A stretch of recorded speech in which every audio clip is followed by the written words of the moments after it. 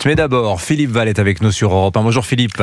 Bonjour Dimitri, bonjour à tous. Vous revenez ce matin, Philippe, sur la polémique qu'a provoqué l'affiche appelant à la marche des fiertés le 28 juin prochain. Ah oui, mais cette affiche est un régal, tant elle appelle de réflexions intéressantes.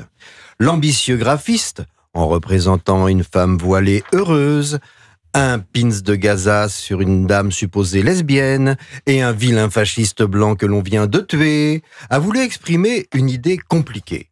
Suivez bien. Le fasciste blanc, mort et hétérosexuel, pendu par les joyeux militants sexuellement épanouis, est un méchant bourreau, oppresseur des sexualités non normées. Il s'oppose aux porteurs de pins pro-Gaza et à la femme voilée qui, eux, représentent les gentils bourreaux, oppresseurs des sexualités non normées.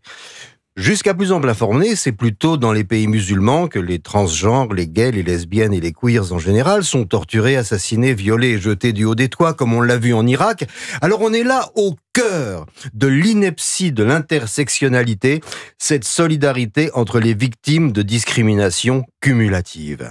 Notre époque manque d'un La Fontaine, écrivant la fable du poulet intersectionnel qui manifeste en faveur des rôtissoirs. Oh, mais je crois que vous êtes l'homme fait pour écrire cette fable-là, Philippe.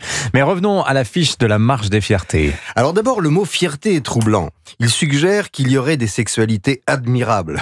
Or, si un acte sexuel réussi a bien gagné une petite sieste, il ne mérite ni les trompettes du triomphe, ni la gloire et les lauriers du Capitole. Mais j'entends bien, le mot fierté est ici mal employé, mais il tente d'exprimer une réalité.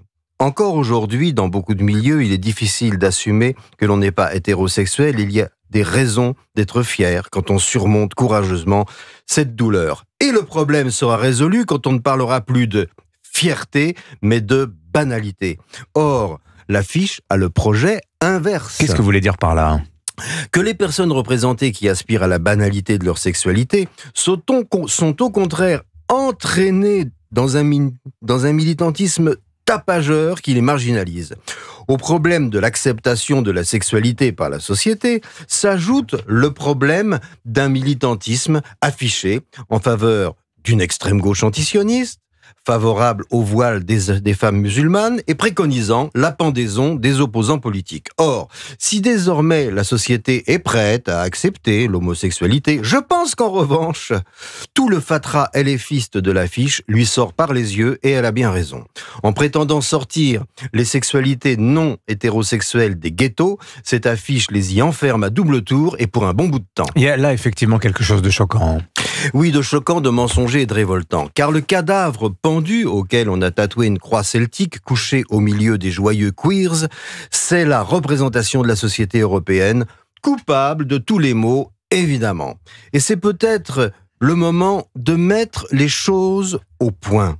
Oui, la civilisation européenne, comme les civilisations arabes, africaines ou orientales, a autrefois pratiqué l'esclavage et la colonisation. Mais ce n'est plus le cas. Et c'est la seule qui s'en est repentie et qui a fait de l'esclavage un crime contre l'humanité.